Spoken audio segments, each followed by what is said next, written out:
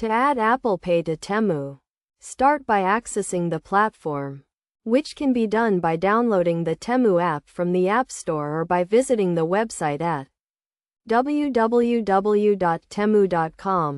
Once you've downloaded and installed the app or visited the website, you'll be redirected to the setup process, where you can create an account and complete any necessary verification steps. After completing the setup, you'll be taken to the home page.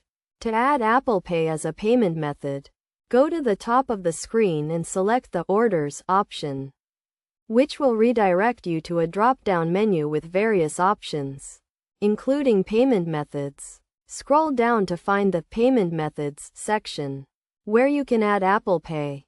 Once you've added Apple Pay, you can select it as your payment method during checkout. To complete the payment, verify the transaction using Face ID or Touch ID.